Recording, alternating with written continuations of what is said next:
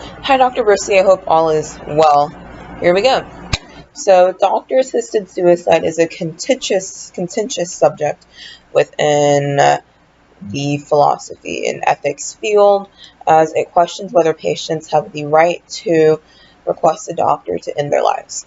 The topic gets more and more complicated as you separate euthanasia between passive euthanasia and active euthanasia. Active is when a doctor administers a lethal dose of some sort of medicine that kills their patient, and passive is when a doctor ends life-saving treatment that ends in a patient's death.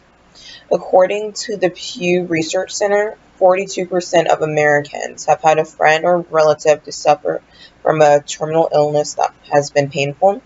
However, 23% of the general public, as well as the majority of people who have been suffering from a terminal illness, decided to at least consider the issue of withholding treatment and and to be passively euthanized.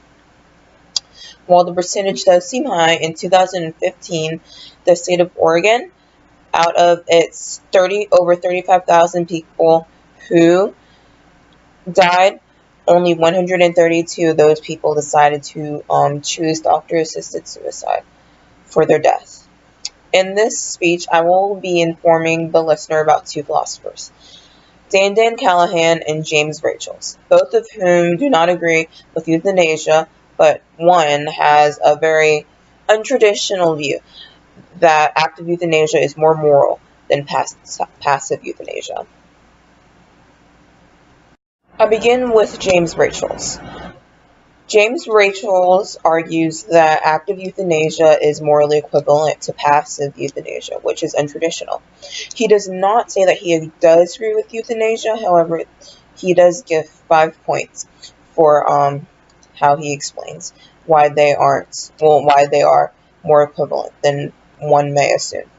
So he begins with the AMA policy, which states that active euthanasia is against their medical principle because it goes against the Hippocratic oath of doing no harm. They claim that when you do actively euthanize someone, it causes them to the doctor to begin this cycle of their death, which passively euthanizing someone does not do, because all it does is complete what is already happening. He starts with the humane argument, which argues that it is more humane to allow humans to decide the way they want to die, especially when they're in great pain and terminally ill, than it is to just let them suffer with their pain. He says that the doctrine of doing and allowing is false, because either way the patient is dying, and either you can let them die in a lot of pain or just let them end their lives with dignity. The second argument is the irrelevant grounds argument, which states that whichever way a person dies, it really doesn't matter, it's irrelevant, they're going to die anyway. Say, for example, if a child with Down syndrome is born and the parents decide that they're going to kill the child for having Down syndrome anyway, it's irrelevant that, or at least let the child die if they have like another problem with Down syndrome. It's irrelevant that they decide to have the doctor euthanize the child for their issues. Not saying Down syndrome is an issue, saying, for example, if they have like a heart condition, rather than just simply just letting them die with their issues. They get to choose how they want their child to die, and so on and so forth. So there's the equivalence thesis, which is another argument. It goes more with his utilitarian ethics. So he says, letting die and killing is equivalent no matter how the death is brought on. For example, the Smith and Jones case. One man decided to drown the child. Another man decided just to watch a child drown. Either way, they both did something wrong because they either watched a child die or killed a child's death, and it still ended up with a child dying no matter what their actions were. And lastly, he had the traditional thesis, and that is that, he argued against it. He said that while it is traditional to believe that active euthanasia is worse, that it can be seen as incorrect, because he argues that inaction is also an action, meaning that when the child was drowning, it would have been an action to just stand there and allow him to drown. It's the action of doing nothing, which could have prevented a death even though he didn't.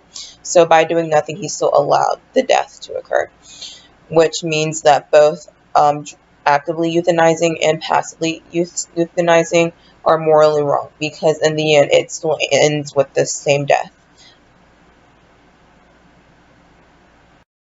Moving on to our good friend Dan Dan Callahan, he has a little bit of a more extreme approach to euthanasia.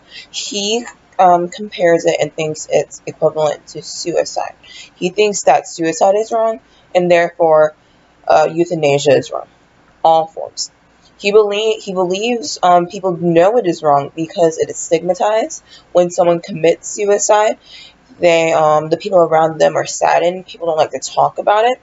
And he believes that suicide, like euthanasia, is an irrational way of dealing with sickness that, with due time, he believes can be relieved. And he does argue that people in immense pain normally do not commit suicide or ask to be euthanized. Moving along to his arguments, I will begin with the right of self-determination. In general, the right of self-determination concludes that people do have self-autonomy. They can decide what to do with their bodies. However, Dan Callahan decides that someone's autonomy is not really a private act, especially, say, for example, if more people are allowed to ask to be euthanized, especially like active euthanized and passive euthanized. It becomes more social and more people are willing to do it, which is not good for the society. He also believes that if you allow euthanasia, that would be wrong because it adds to more means of already legal forms of killing people, like the death penalty, and he does not believe those are just. There could be also cases of a family member bribing a doctor to euthanize their patient / that family member for money, other things like that. And it's really hard to keep track on that if there's not any oversight due to doctor-patient confidentiality. So it's really hard to know like who's being ethical, who's making sure that the person who is being euthanized really wants to be euthanized and is in the right mental state without the physical pain that really drives people to think they don't want to be here anymore.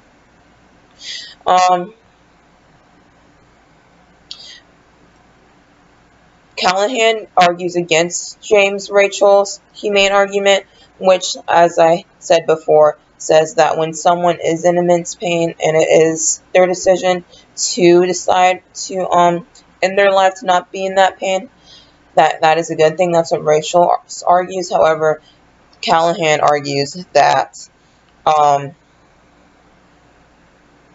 it is no one's duty to relieve their pain, and that is dangerous for them to ask doctors to relieve their pain because, like I said about the Hippocratic Oath, it is to do no harm.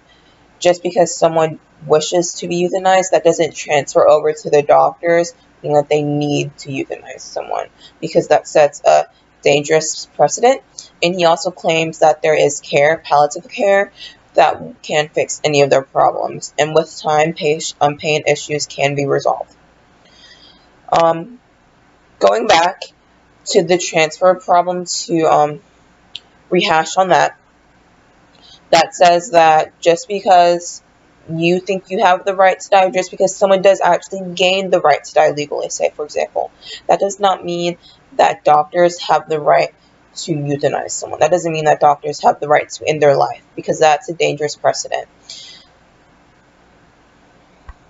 Moving on to the equivalence thesis. So the equivalence thesis argues again that there is no moral difference between actively euthanizing someone and passively euthanizing someone, but Callahan argues that this is incorrect because when someone is terminally ill and taken off of life support, the doctor is not initiating the patient's final sequence of death. But when a patient is actively euthanized, that means the doctor is killing them, issuing their death sentence. Moreover, Dan Callahan gives a slippery slope argument based off an example in the Netherlands. He claims that in the Netherlands, it's also true, that people are allowed to be actively/passively euthanized.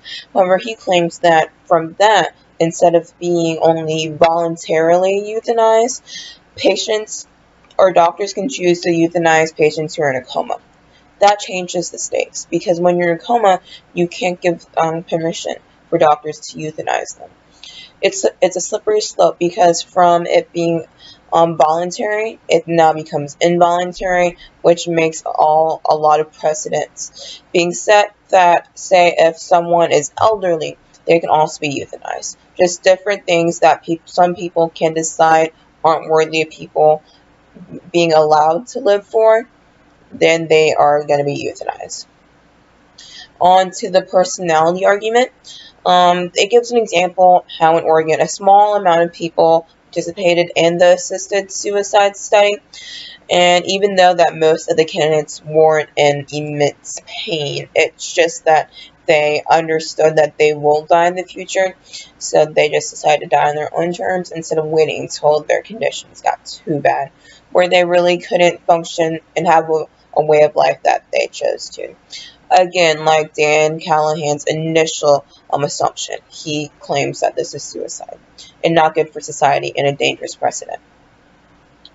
To conclude with Dan Callahan's arguments, he does believe that active euthanasia is always wrong and it doesn't respect life, just like suicide doesn't respect life, and he finds those to be equivalent.